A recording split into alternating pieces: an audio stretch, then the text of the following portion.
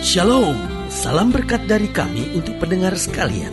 Saat ini pendengar akan diberkati dengan program Hari Ini Harinya Tuhan bagian yang ke-8.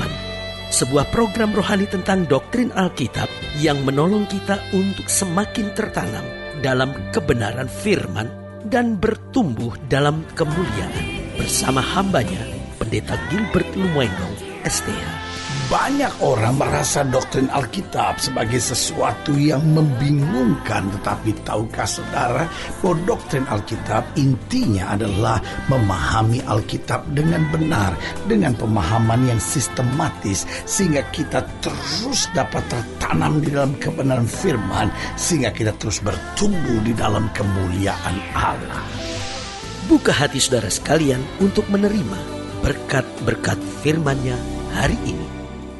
Dalam hidup ini seringkali kita terlalu mengandalkan manusia. Dan kemudian apa yang terjadi? Seringkali setelah kita mengandalkan manusia, kita kecewa. Kenapa? Karena kita ternyata menghadapi kenyataan bahwa kita gagal. Lalu kita mulai bertanya pada diri kita sendiri, kenapa ya kok ini terjadi? Nah, biasanya seringkali baru setelah gagal, setelah kecewa, baru kita sadar dan akhirnya mulai berbalik dan mengandalkan Tuhan.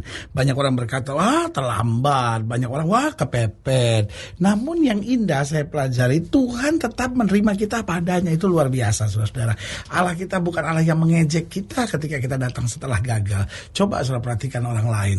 Kalau kita udah gagal baru datang ke orang, kita dienyek, saudara-saudara. Kita diremehkan. Orang akan bilang, wah sekarang setelah gagal baru kamu cari saya. Tapi Tuhan adalah Allah yang luar biasa. Dia tetap buka tangan dan berkata, mari hai kamu yang letih lesu dan berbeban berat, aku akan beri kelegaan kepadamu. Dia Allah yang luar biasa. Ingatkah saudara cerita tentang si anak bungsu itu, bagaimana setelah dia lari dari ayahnya, udah habis-habisan, udah hancur-hancuran, sampai dia sendiri mau balik malu, saudara-saudara. Sampai dia bilang, Bapak jangan jadikan aku anak Bapak, tapi jadikan aku pelayan saja Bapak. Tetapi Tuhan menerima kita padanya. Bapak itu buat pesta buat anaknya. Ini mengajar pada kita bahwa meskipun kita sudah gagal, kita balik pada Tuhan. Meskipun kita sudah murtad, meskipun kita sudah tinggalkan Tuhan, tapi kalau kita balik, Tuhan terima kita apa adanya. Namun yang kedua, kita tidak pernah terlambat, saudara. Kita tidak pernah terlambat. Setan bilang, wah kalau kamu sekarang datang pada Tuhan terlambat, Tuhan juga gak mau nerima kamu. Orang gereja juga akan memandang rendah kamu. Saudara, orang gereja memandang rendah kita mungkin, tetapi bukan berarti Tuhan tetap bangga kepada kita sebagai anak-anaknya. Yang ketiga saya pelajari, yang indah kalau kita balik pada Tuhan, Tuhan sambil mendidik tetap membela. Betul, waktu kita balik pada Tuhan bukan berarti semuanya langsung beres, karena itu bagian dari proses pendidikan Tuhan. Tapi dia tetap bela. Alkitab bilang kalaupun dia jatuh, dia tidak akan sampai tergeletak. Dan yang keempat, kalau kita balik pada Tuhan, saya pelajari Tuhan selalu memulihkan hidup kita. Setan boleh rusak hidup kita, dunia ini boleh hancurkan hidup kita, tapi waktu kita kembali kepada Tuhan, yang sudah rusak dibetulkan sekalipun, yang sudah hancur, yang sudah gak ada harapan sekalipun, di tangan Tuhan segalanya kembali dijadikan indah. Haleluya. Selamat datang dalam program kita hari ini, Harinya Tuhan, sebuah program rohani yang kembali mengingatkan kepada kita betapa pentingnya kita menjadikan firman Tuhan sebagai dasar keseharian hidup kita. Karena selama kita jadikan firman Tuhan sebagai dasar keseharian hidup kita, langkah-langkah ke depan kita penuh dengan kepastian, kemenangan, berkat, mujizat, dan perkara-perkara besar. Haleluya. Dan dalam program ini kita sedang membahas tentang pembelaan Tuhan.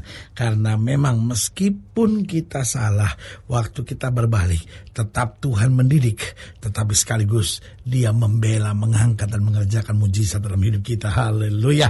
Dan dalam program ini kita memang sedang membahas tentang pembelaan Tuhan. Nah, dalam program tentang pembelaan Tuhan ini kita mau sama-sama belajar dari Hakim-Hakim 12. Hakim-Hakim 12 ayat yang pertama sampai ayatnya yang ke-7.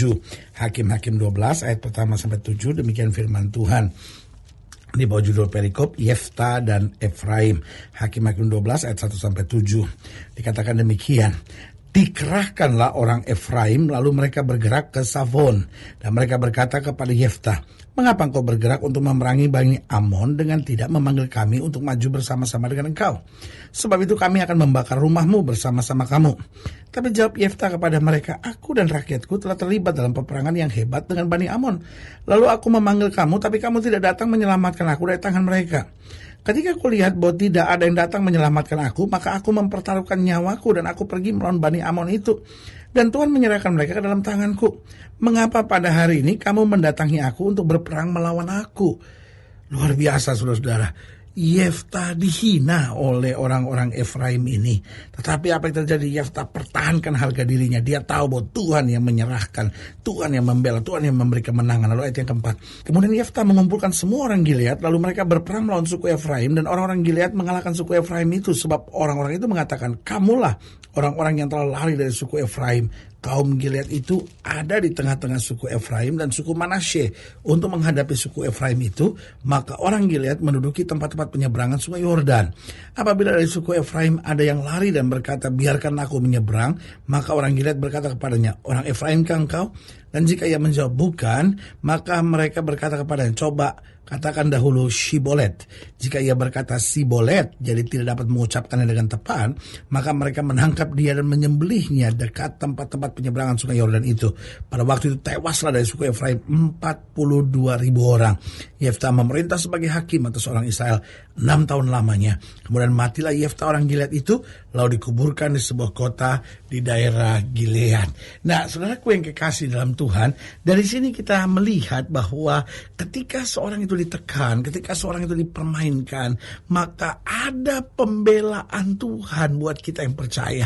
Karena itu sebagai hamba Allah, saya mau ingatkan buat saudara, jangan balas yang jahat dengan yang jahat, tetapi ingat, pembelaan Tuhan pasti ada bagi kita. Namun pembelaan Tuhan membutuhkan yang pertama, kesungguhan kita untuk bertobat dengan sungguh-sungguh. Yefta bertobat sungguh-sungguh. Karena itu apa yang terjadi? Tuhan membela dia. Loh, ingatkah kita cerita itu? Bagaimana Yefta diam di tanah Tob dan akhirnya pergi merampok, saudara-saudara. Dan apa yang terjadi? Waktu dia bertobat sungguh-sungguh, dia berserah penuh kepada Tuhan. Dia biarkan Tuhan yang ambil alih kehidupannya. Dia menyerahkan segala persoalan di Mispa, kata Alkitab.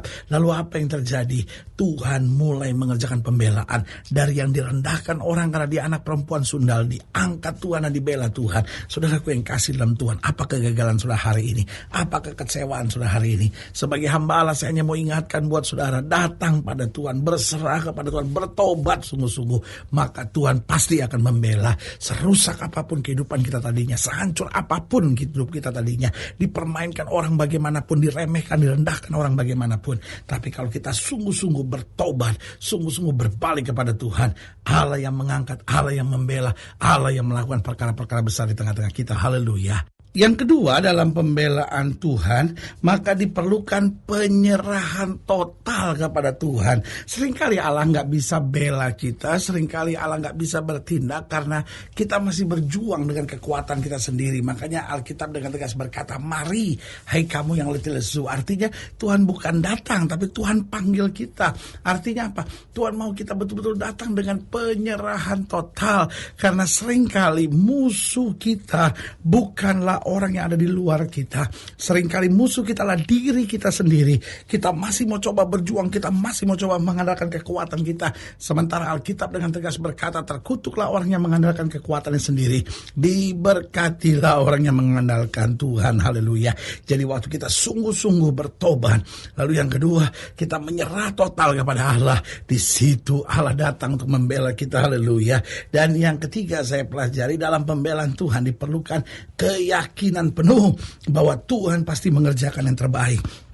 Karena jika tidak ada keyakinan yang penuh, maka kita selalu akan ada tanda tanya, aduh saya berserah begini sama Tuhan gimana ya. Akhirnya ada kebimbangan, ada keraguan. Sementara Alkitab dengan tegas berkata, orang bimbang jangan harap mendapat apa-apa dari Tuhan. Berarti dari sini diyakinkan kepada kita bahwa setiap kita yang berseru kepada Tuhan, yang menyerahkan diri total, yang mengharapkan pembelaan Tuhan, maka kita harus memiliki keyakinan yang penuh bahwa Tuhan pasti mengerjakan yang terbaik. Sehingga kalaupun yang saya harapkan belum terjadi, saya tetap akan percaya bahwa Allah saya dahsyat, Allah saya luar biasa. Pendengar ini berkati Tuhan, karena itu jangan lemah, jangan putus asa, jangan kecewa, jangan goyah. Tetap yakin bahwa yang bela kita bukan manusia, yang bela kita adalah Tuhan yang tidak pernah gagal. Haleluya. Dan yang keempat, saya pelajari dalam pembelaan Tuhan diperlukan kesiapan untuk terus melatih diri dalam penyelidikan akan firman Tuhan. Artinya artinya apa? Sementara kita menantikan pembelaan Tuhan, mari kita latih diri kita untuk makin dekat dengan firman, menyelidiki firman, merenungkan firman, berharap pada firman, dan mengandalkan firman saja. Karena justru melalui firman Tuhan ada banyak mutiara-mutiara indah, ada banyak pelajaran-pelajaran dahsyat, ada banyak hal-hal yang luar biasa yang Tuhan menyatakan bagi kita. Karena itu ingatlah bahwa di saat terjepit bagaimanapun, di saat diperlakukan yang tidak enak bagaimanapun, di saat gagal bagaimanapun, di saat jauh dari Tuhan bagaimanapun, kalau kita berbalik dan menantikan pembelaan Tuhan, Allah kita tidak pernah terlambat. Haleluya. Saudaraku yang kasih dalam Tuhan, jika saudara yang dilayani lebih jauh, hubungi kami melalui telepon, hubungi kami melalui surat, kunjungi website kami, karena kami ada untuk membawa Bapak Ibu Saudara senantiasa lebih dekat pada Tuhan dan mengalami kasih kuasa mujizat yang luar biasa. Haleluya.